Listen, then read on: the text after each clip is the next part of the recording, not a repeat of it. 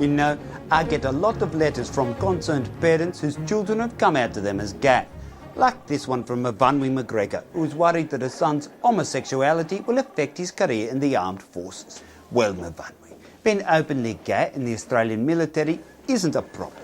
From a PR point of view, the homosexual is a perfect soldier. Let's face it, no one likes to see a family man come home in a body bag. And now that your son is out, his career will probably soar. You see, thanks to the trend of hiring homosexuals to appease the politically correct, normal employees are being passed over for promotion. That's right, there's a glass ceiling all right, and it's smudged with straight men's handprints. And it's not just the military. As a gay, your son is open to a wider variety of prestigious jobs. With a healthy income, he can enjoy spending on just himself right now. He has no dependents and no need to save for his superannuation, because growing old is an indignity he'll probably be spared from. But that's a small price to pay when he can enjoy fellatio from someone who actually knows what they're doing. So there you have it, Mavunwi, and all you other military mothers. Rest easy. Not only is it okay to be gay, but it gives you plenty of positive pull in today's namby-pamby society. Bye now. How's it? Dr. Rudi here, with more monetary management mantras for all you average Australians. And tonight I want to talk to you about investments. Now, there are many things for you to invest your meagre earnings in, but at the moment I recommend you consider investing in Australian art. You see, at a recent auction at Sotheby's, a predictably primitive painting sold for over $500,000.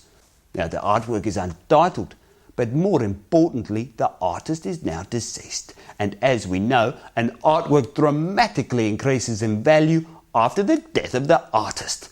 And that's why I recommend you consider investing in Aboriginal art. You see, Aboriginal mortality rates are almost 4 times as high as any other Australians. And that's great news for the investor who is keen to get a quick and healthy return on their investment. And that's what art is all about. Now, when choosing an artwork to purchase, it's important to do your research. You need to know who painted it and where it came from. Now, I don't know much about art, but I do know about health statistics, and that's why I always try to find a male artist from the Northern Territory, preferably Arnhem Land. You see, a male artist only has a 45% chance of reaching the age of 65, and Arnhem Land has the highest mortality rate in the country. So with this information, I know if I've made a long or short-term commitment. This piece, it was short-term, so I'm off to auction. That's all there is to it. All you need to know to make more money. So don't wait. Buy now. Bye now. How's it? Dr. Rudi here, and today I'm going to let you in on some simple biochemical facts. If you're an athlete or amateur sportsman, you've probably encountered these energy foods. And if you lead an active lifestyle, i.e. you're hungover all the time, you've probably encountered these energy drinks. And as a medical man, I can tell you there's something all these products have in common. They're expensive. And there's something else they all have in common. They all contain lots of sugar. Sometimes complex sugars, but most often simple sugars. Now, do you know what else contains sugar? I'll tell you. Sugar contains sugar.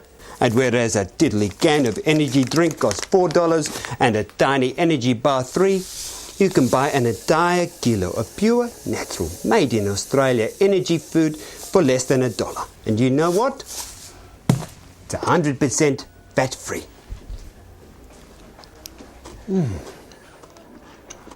So just because your body is buff doesn't mean you can't use your brain. Next time you need a pick-me-up, eat some sugar. So just think, with all the money you save on those expensive energy foods, you can treat yourself to some expensive Nike sportswear. Bye now. How's it? Dr. Rudi here with more advice for all you men out there. So, you've finally been asked to apply for a promotion.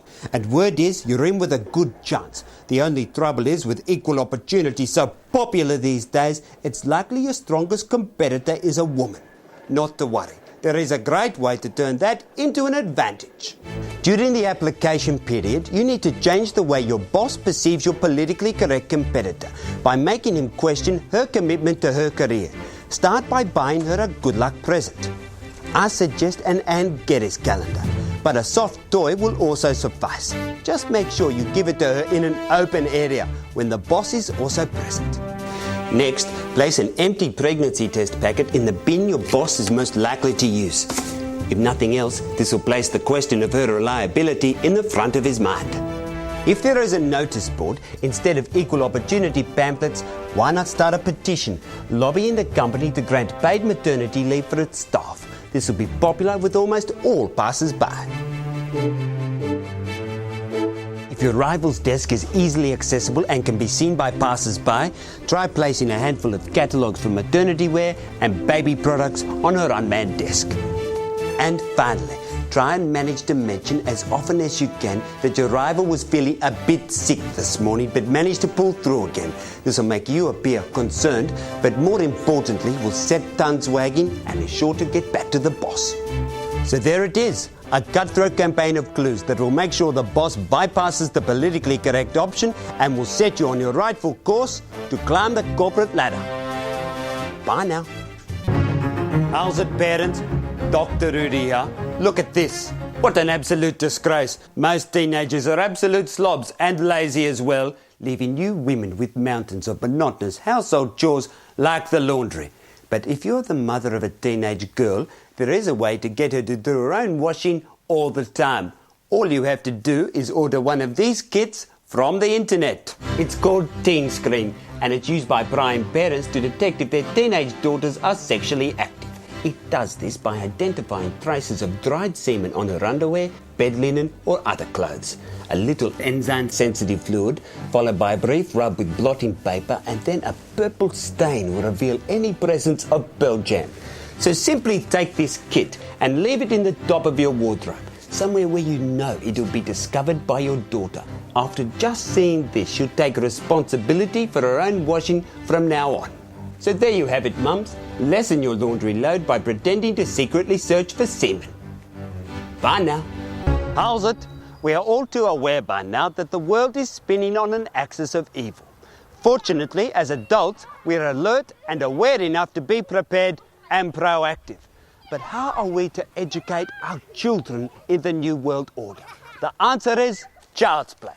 Every child will have witnessed the terror tactics employed in the playground.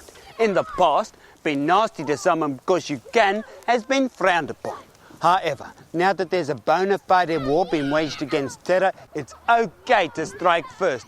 So you should encourage your child to make the first strike against bullying by becoming the bully. By encouraging your child to strike first, you can break the cycle of fear by escalating it. And don't confuse your child with mixed messages. Teach them to strike first in their personal lives too.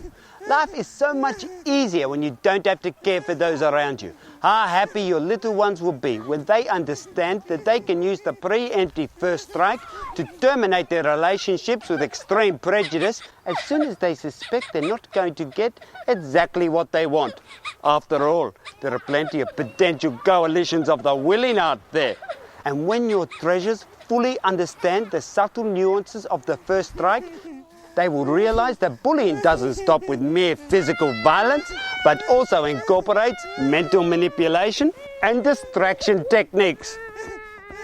There's a future Prime Minister. Bye now. You can't really strike first, although it would be a good idea. I mean, you can't always follow the rules. Got to break them sometimes.